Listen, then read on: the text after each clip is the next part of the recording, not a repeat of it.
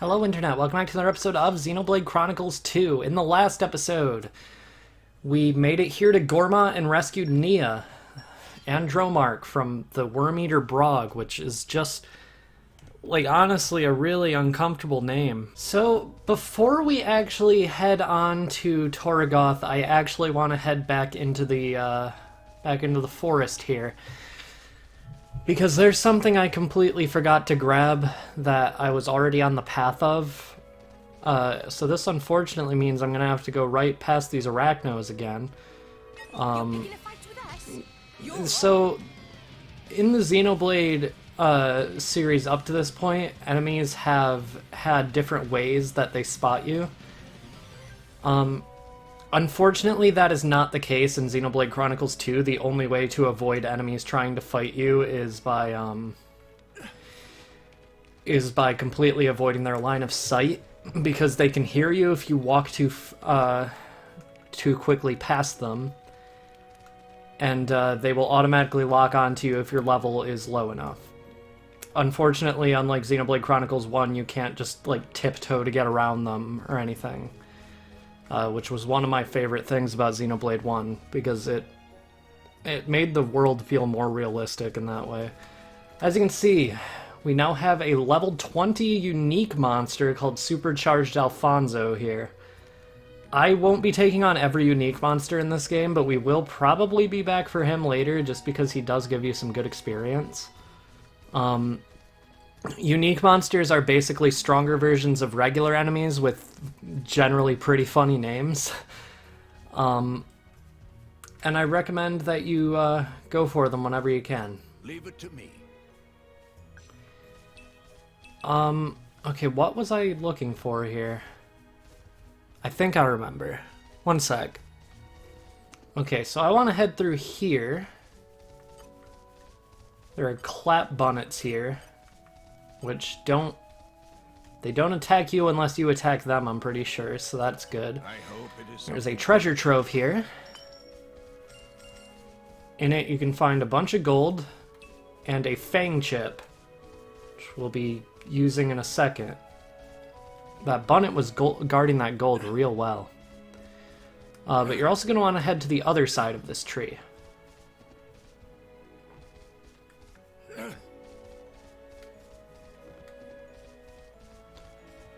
Okay, on the other side are caterpiles and arachnos over here. These are pawn arachnos. We might have to fight them. Nope, I cheesed them.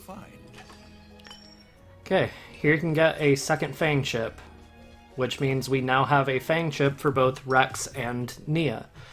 If you go to the Dromark or Pyra, you can go to weapon modification and choose a chip. This generally increases their stats, although the Fang Chip actually decreases the block rate. It does increase the auto attack and critical rate, so it's pretty good. Now we have the Sword of the Fox and the Wild Rings, which just sound cool. Alright, I'll meet you guys back at the field now that I have to run away from these Arachno.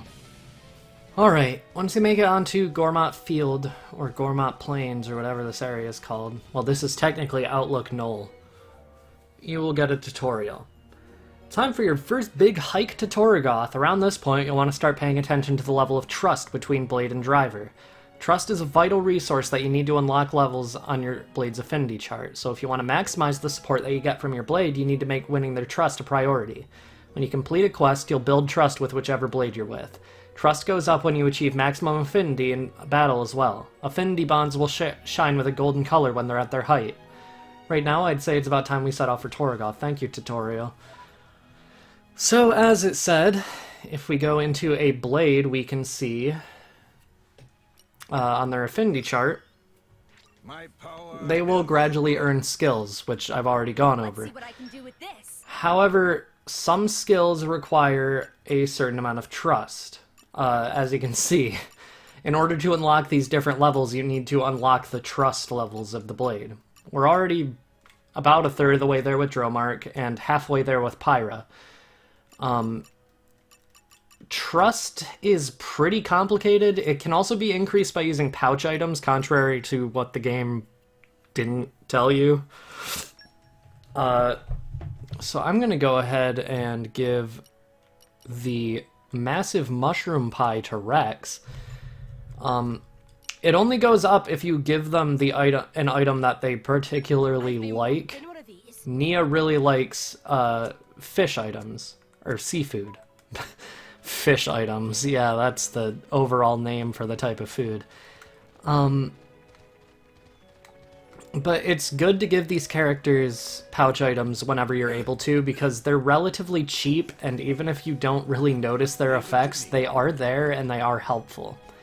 Especially later in the game when they're going to increase effects that the blades already give you from their affinity charts. Garanti Plain. It's close to Gar.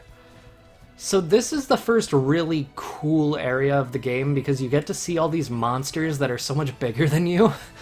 Like these field armus are roughly like a little bit bigger than Nia is when she's on Dromark. When she's off Dromark, she's about as tall as Rex, I think maybe a little shorter. So, yeah. Something unique about these Armu is if you attack the adults, they don't all lock on. If you attack the baby, Just do what we always do. which is a really bad sentence, any Armu that are close enough will also start attacking in order to defend it, which is cool. It acts like a real animal would. Do even better than Yeah, Rex, take the aggro, please. I put Gemini Loop on Nia. This is her 4th art. It's an AoE art that does more damage from the side, so it's very similar to Rolling Smash. Not Rolling Smash, Double Spinning Edge, except it's an AoE art, which stands for Area of Effect, which basically means it's going to be doing more damage to enemies. Well, not more damage, but it's going to be hitting enemies over a larger area. That was easy. it's like we're in perfect sync. The combat in this game can get really fun once you start to actually, like, understand how everything about it works. The world of Allrest still contains many zoological enigmas, just waiting to be solved. If you try targeting all sorts of enemies, you'll occasionally encounter ones whose target icon looks different from that of normal enemies. We call those unique monsters, and they're a little bit special. Unique monsters are much tougher than the regular kind. Even the strongest drivers in Allrest often have trouble with them. So if you take down a unique monster, you'll surely earn the respect of people all over Allrest. That said, they're not a challenge for the faint-hearted. You want to make sure you're prepared if you plan on surviving the powerful attacks they often You're wield. gonna fight with us. You're on. Oh. Leo Ferris. Okay. I guess I'm fighting this guy. He has a lot of HP. I might actually have to flee. This is actually a good time to talk about fleeing. If you press the R button and then the B button, you can start to flee from any enemies. This is very good to know because there will be several points in this game where you are outmatched. Especially early on. Later on, it's not going to be as big of an issue because you'll be able to take out more powerful enemies. But as you could see by what I just targeted without seeing him, Hey, look what I found. over there. Territorial Rothbart, level 81. This is a staple in the Xenoblade series. He has been here in some form in every game, including X, although with a slightly different name. Territorial Rothbart is a giant creature who is basically always in the first open field area just to torment new players. It's a funny reoccurring thing, but it's also horrifying when he locks onto you in your like early game, because we're level 6 and 7 right now. Those are not ideal levels. Oh god.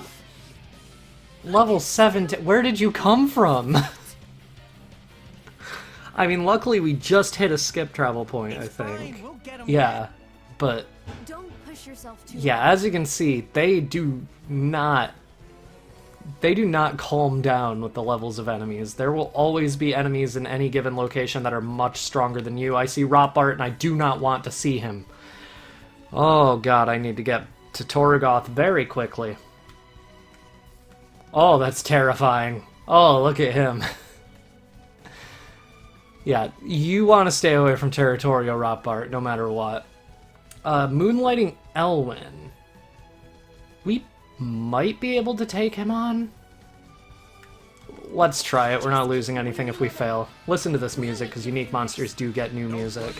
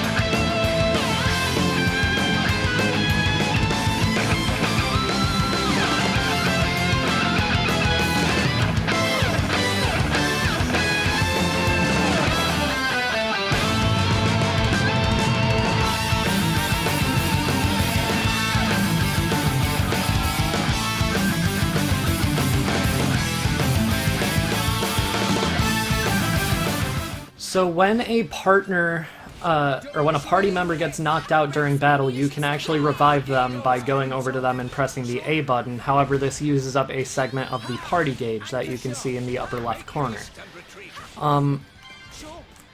This is definitely something you're going to want to do, especially early game, because losing a party member can have a drastic effect on the way a battle is going. So it's good to keep everybody up for as long as you can. There we beat Moonlighting Elwyn.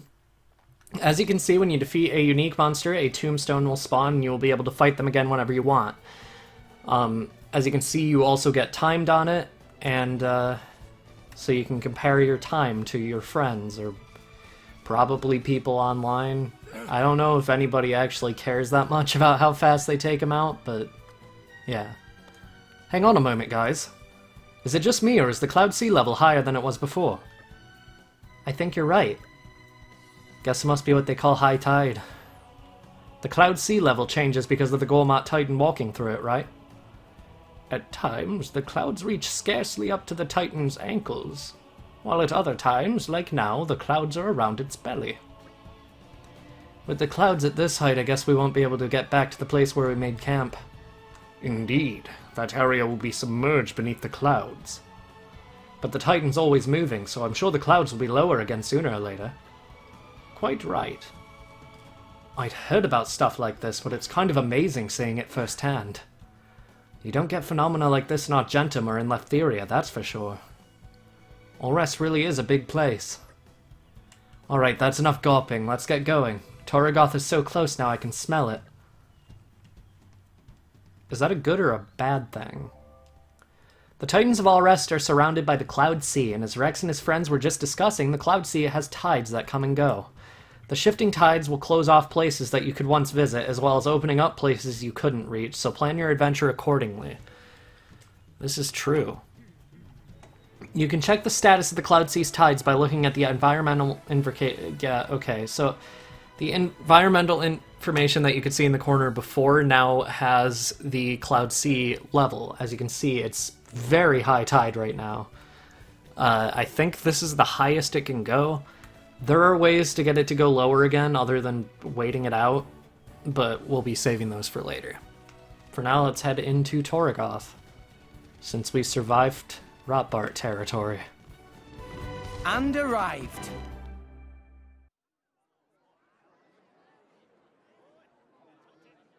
So, this is Torigoth. It hasn't changed a bit. Nia? It's nothing. Okay then. I'll show you to an inn. Then I'm out of here.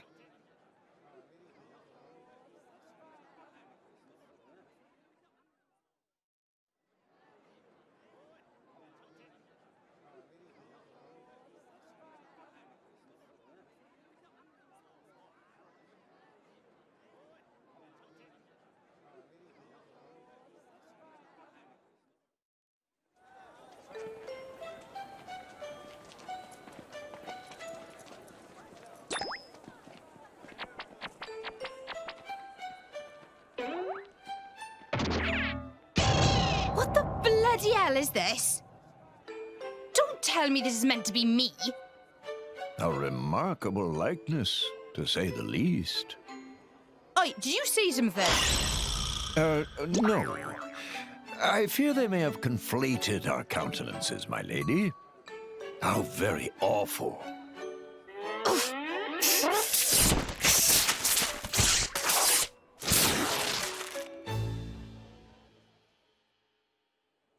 Fie! Who has the courage to heed the Empire's call?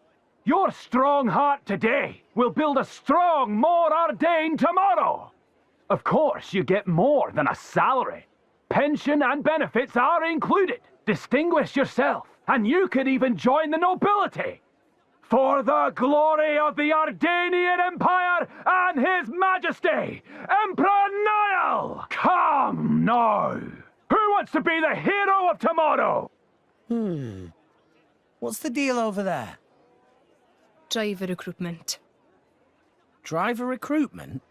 Recently, they've been recruiting drivers from all over. The pool of potentials is ever shrinking. They must have run out of candidates in the military. What do you mean by potentials? I'm not sure I follow. Just see for yourself.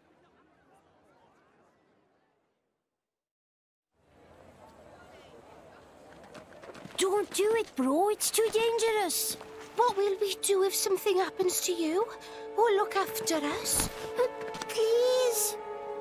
I know it's dangerous, but if I can become a driver... Out of the way, Pipsqueak. Go! All right. Come on, Blade Boyo. Show me what you got.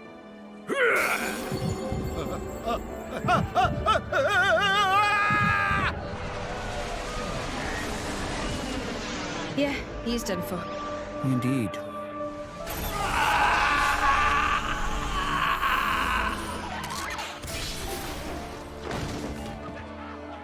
Oh-ho! All bark and no bite! What a shame! Oh, what just happened? All that blood. Couldn't handle the core crystal's power.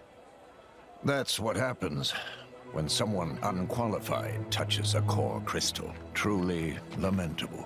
Wait, you need a qualification to be a driver? Perhaps aptitude would be a better word. Aptitude? No! Is there nobody else here ready to test their strength for the glory of the Empire? Oh, how about you? What say you? Step forward, sir, with bold heart! Don't worry. Your big bro's gonna be a driver. And then we'll be set for life. Don't do it!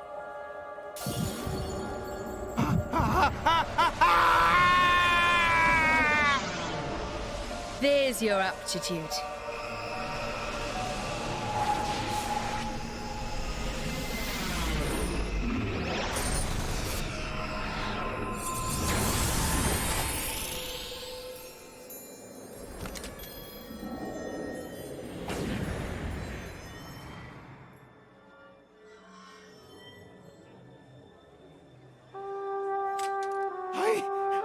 I did it! You did it! I don't believe it! The core crystal turned into a weapon? That is how blades are born, Rex. What? But when I touched Pyra's... She's a special case. Pyra's the Aegis, remember? So the usual rules don't apply. All that business with sharing her life force, it's not exactly normal. Wait, what does the Aegis even mean? Jin and Malos, they called her that too. Dunno. All I know is that it's some kind of legendary blade. Why don't you just ask her yourself? Let's go. No point sticking around for the enrollment ceremony and all that boring stuff.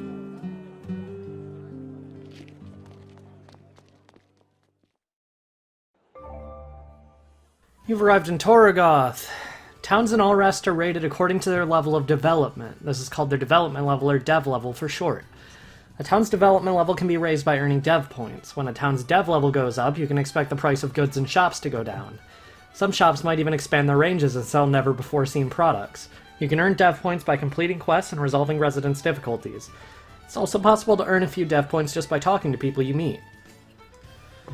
As a public-spirited citizen of Alrest, you should do all you can to raise the dev level of its settlements.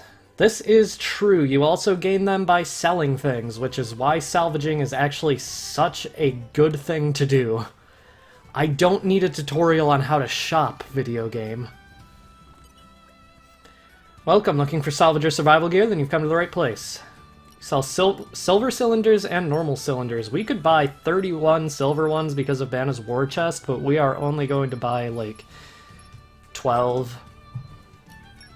And we'll buy 12 normal ones, too. Because I am probably going to try to do more salvaging in this Let's Play, just so I can get dev levels up, because it's not... well, it is required for 100%, but it's not a huge deal. It's just a good idea to get it as high as you can, just so you can get things for cheaper. Head over to the blacksmith. You can buy new core chips. The wing chip is just an overall improvement for both characters. It keeps the critical level the same and the block rate, so I'll buy one for each. Okay, I just forgot. You're going to want to buy them one at a time just so you can apply them in the shop, because they only apply to the blade who you are shopping with. So that only got applied to Nia, so I need to apply it to Pyra manually. Now Pyra has the Sword of the Dingo, which is just a funny name for a sword, I feel. If we check Cadle accessories,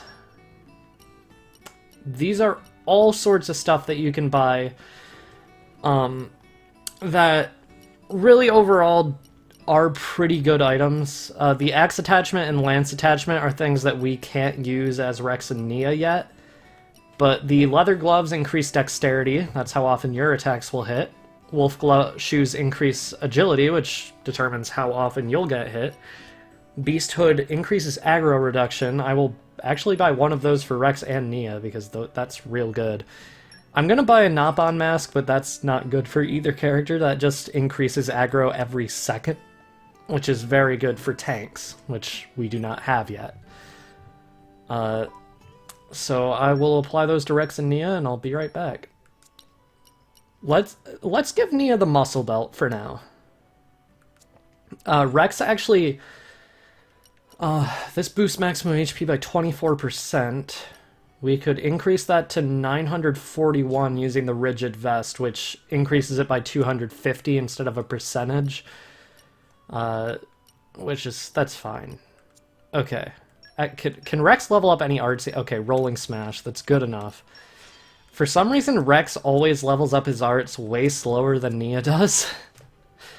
I don't know. I don't understand it. But,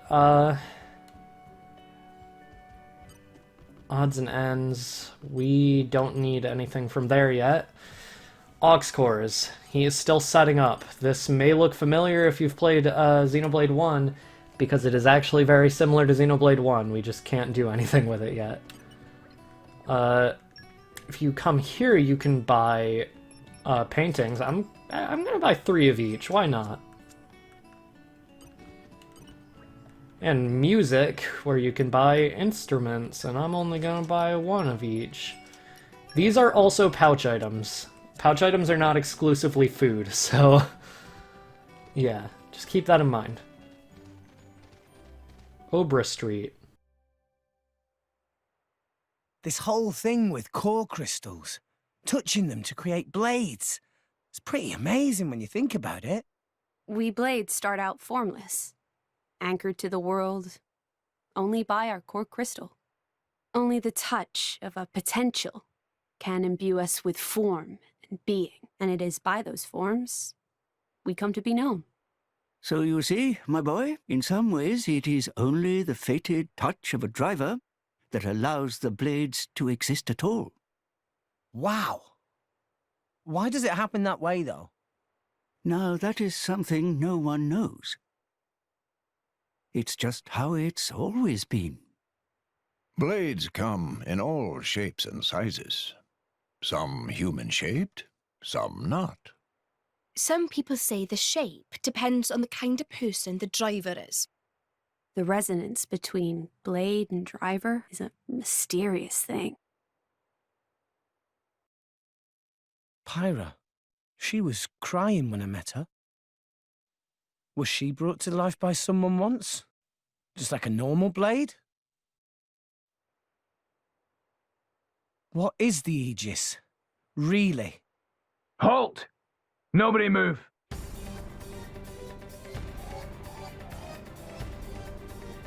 Oh dear. Looks like Imperial troops. Great. Hey, what's going on? That fugitive in your company is an enemy of the state, a member of Torna. Nia? A member of Torna? It's her, all right. Gormoti driver, white beast form blade. She looks exactly like the wanted poster. What wanted poster? See for yourself.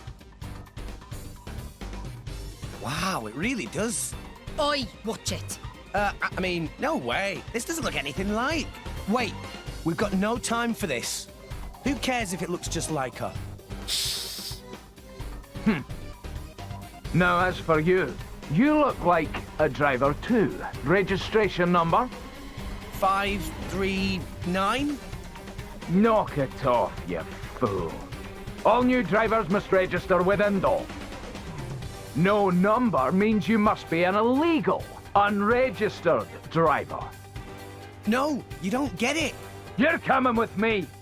We'll see what the Consul has to say about this. Rex, Dromark and I are gonna make a move. Get ready to run. We're not leaving without you. This is our problem, not yours. I'm pretty sure he wants to arrest all of us. So this is my problem too. Sheesh, you're a stubborn one, ain't you? Gramps says the same thing. Okay, we go on 3. We'll go left, you go right. Okay. Just give the word. Okay, let's do this. You're going to resist? Seriously? 1, 2. All right, men. We've got them outnumbered. Move in and take them down. 3!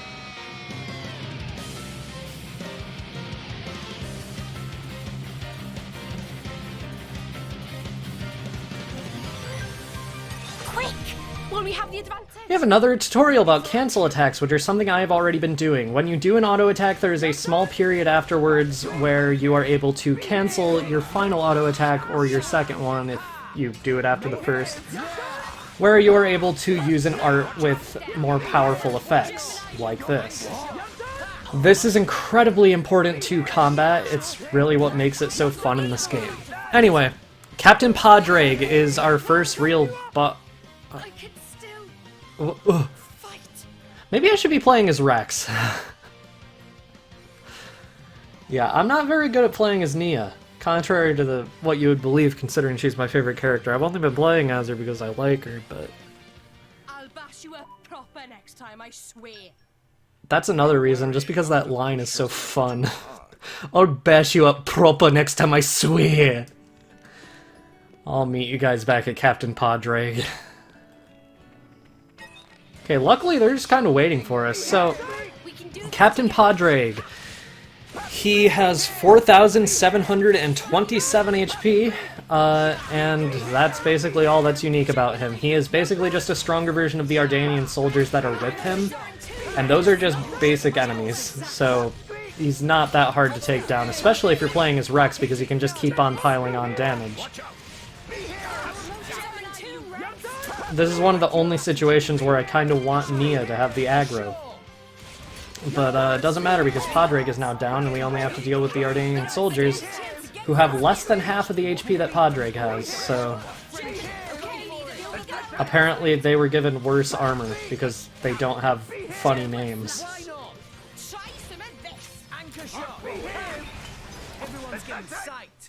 I was gonna go on for more, but apparently not. The game doesn't want me to. They're so strong! Such strength from a measly 2 fighters! Their drivers are right! Rex, no! You got it! A wall made of fire! Such a commotion. Just when I thought I could enjoy a little peace and quiet. Oh, Lady Bridget! Bridget? Is she a blade? Where's her driver? My driver is otherwise engaged at present. I am here alone. No driver? Lady Bridget is the jewel of Morardain, the strongest blade in the Empire. Even alone, she's more than a match for you. Lady Bridget, these miscreants are terrorists working for Torna. Please lend me your power to bring them to justice.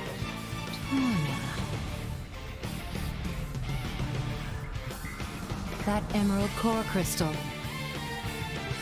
Could it really be true? Well, Captain Padre, you are not to kill them. Take these ones in alive. Roger. Men, bring the you-know-what up!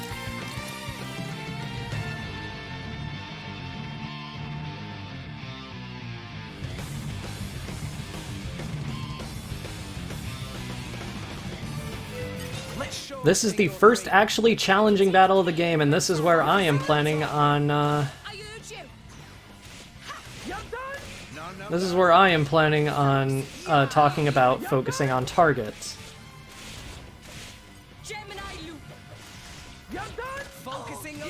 If you press the left button on the D-pad, you can actually tell your allies to focus on whatever target you are focusing on.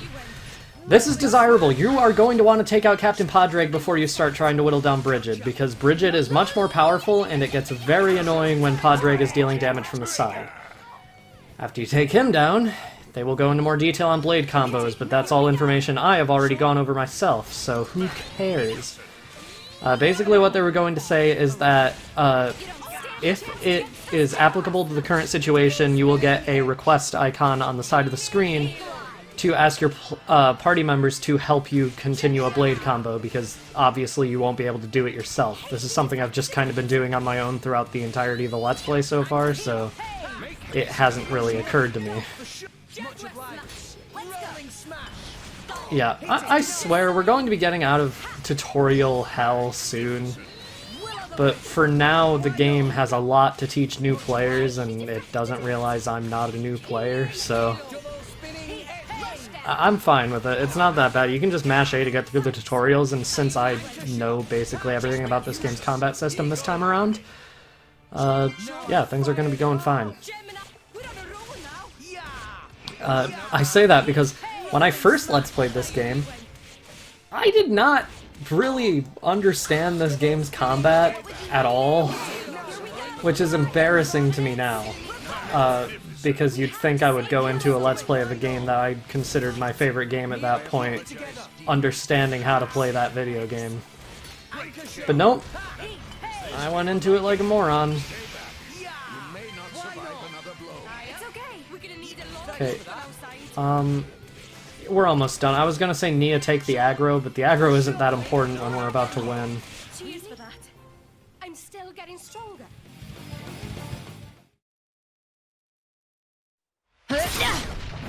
Yeah!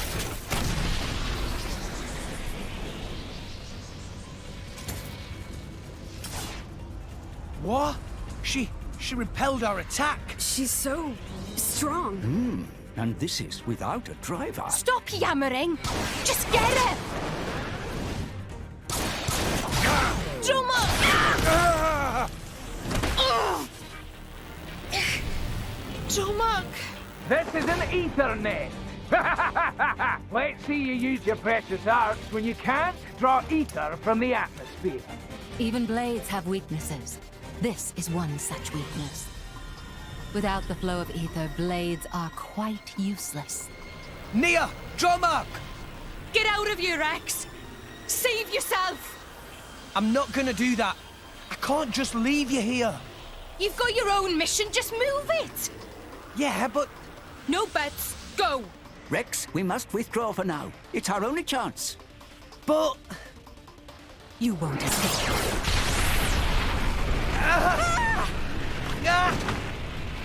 Rix! Damn it!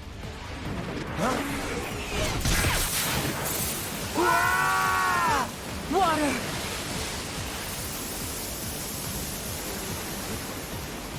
No! Burning sword! Pyra! Yes! Don't let them escape! Get after them! That's right, Rex. Run and never look back. To pull that off despite all this water. So, the legends of the Aegis were real.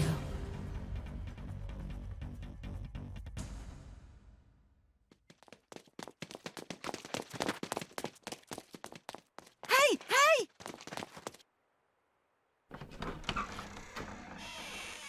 This way! Friends! Come this way! Tora help you escape! Who are you? Quick! No time for explain!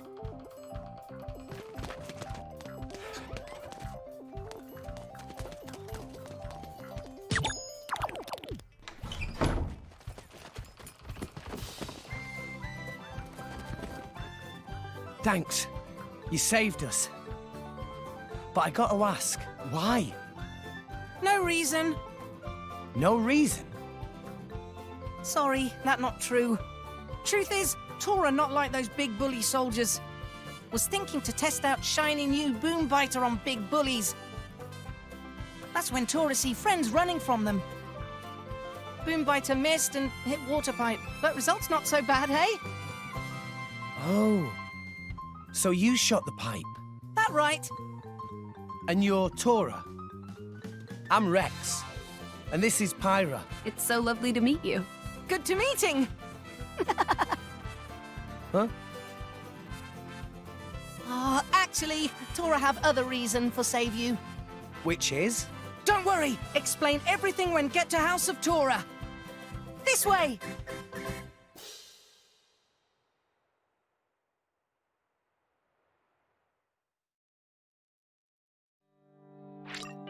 With that, we've lost Nia, but I mean, we'll probably try to save her. Next time on Xenoblade Chronicles 2, we're going to be heading into Tora's house. I'm not a huge fan of Tora. We'll be seeing why later. I'll see you guys then.